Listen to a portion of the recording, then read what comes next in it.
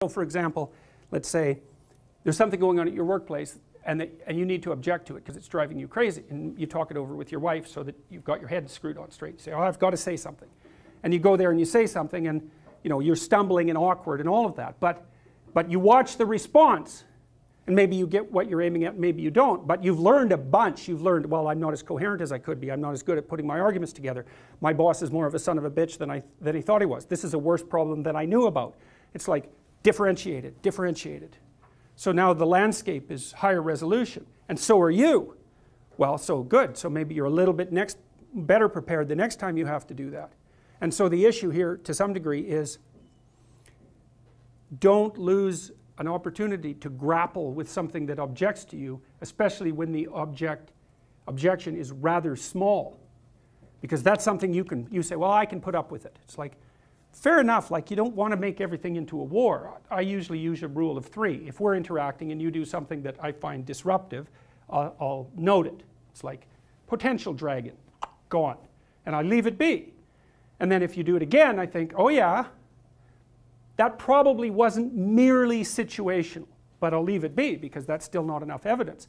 But if you do it a third time, then I'll say, hey, I just noticed this. And you'll say, no, that didn't happen. And I'll say, yeah, not only did it happen, but it happened here and it happened here, and I'm not making this up. So there's something going on here, like I'm not ignoring it, and we can get to the bottom of it. And then they'll come up with a bunch of objections about why that isn't necessary, and you push those aside, and they'll come up with a few more objections, and they'll push those aside, and then usually they'll get mad or burst into tears, and if you push that aside, then you get to have a conversation.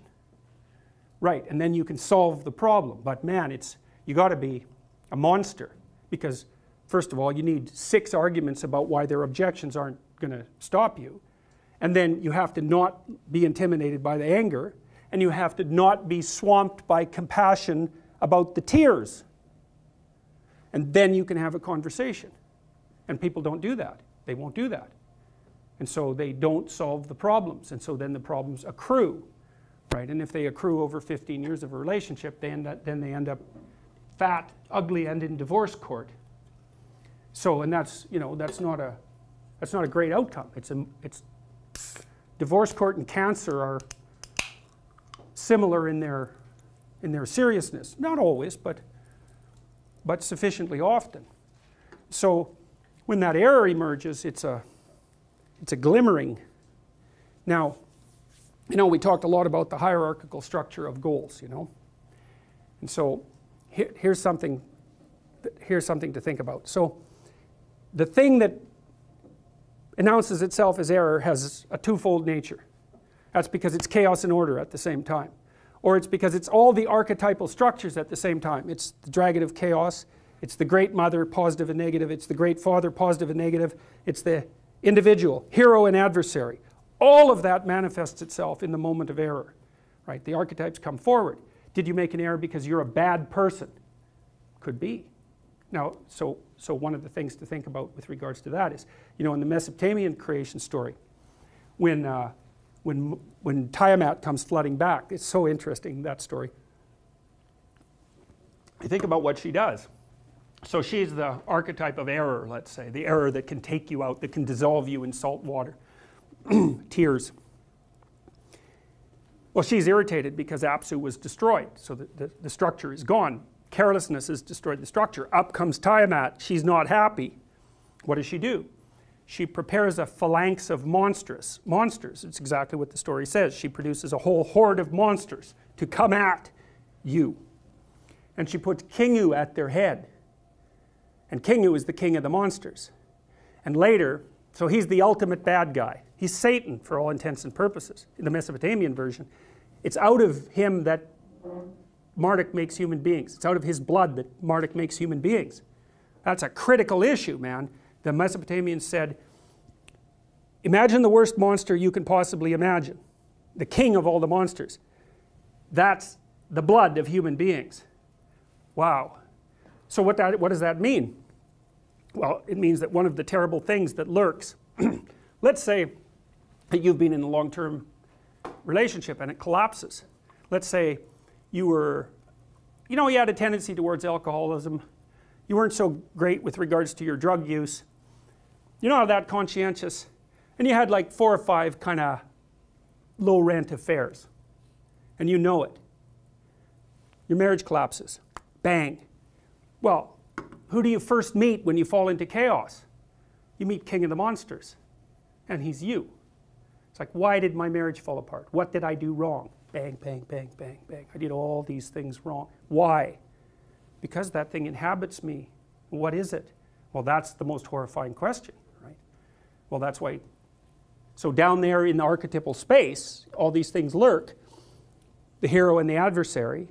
Well, you've just met the adversary, right? Well, maybe you were a tyrant. That's certainly possible. Maybe everything around you was chaotic. So what do you encounter when things fall apart? You encounter the adversary, you encounter the tyrant, you encounter the catastrophe of nature, and you encounter the dragon of the chaos. And they're all intermingled. You have to sort that out. That's what happens to Ellis when she goes down the rabbit hole, right? She meets the Red Queen. And the Red Queen is always running around. Off with their heads, off with their heads. And she says, in my kingdom you have to run as fast as you can just to stay in the same place. Right? Down the rabbit hole you meet the archetypes. And so, okay, so back to responsibility. Well, one of the things Solzhenitsyn detailed, he said, well, how do societies go corrupt? He said, it's easy. One little sin at a time. You go to work, someone's lording it over you, you know that they're tyrannical, you don't have the wherewithal to stand up. It's like, okay, you're a slave. And so if you continue to agree to be a slave, you will continue to generate tyrants. Right? And the only thing that can stop you from doing that, I think, is the right kind of terror. It's like, be careful what you give up. Because, and that's this logos. Okay, so all right, so that's this logos. The logos is the thing that enables you to mediate between order and chaos. And maybe you have to have some faith in that. It's like, well, what should you do if someone is harassing you?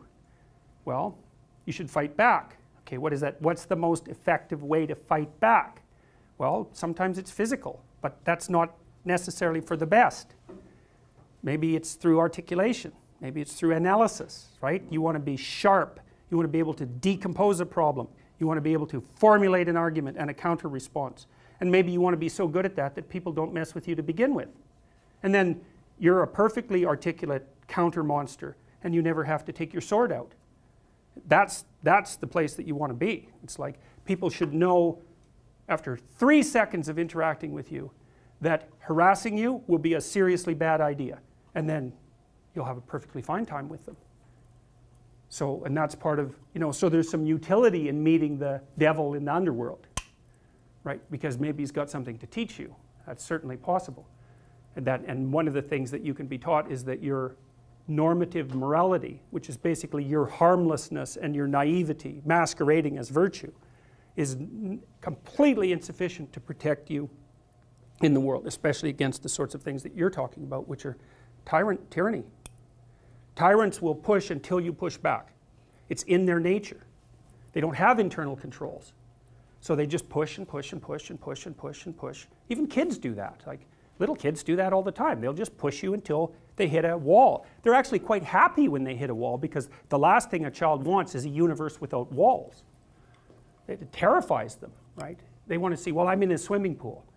There's an edge. They don't want to see, oh, this isn't a swimming pool. This is an ocean. I'm in the middle of an ocean. I'm going to drown. That's a terrible thing for children. That's why they need discipline and structure, because it's consistency and predictability and routine and all the things that are extraordinarily helpful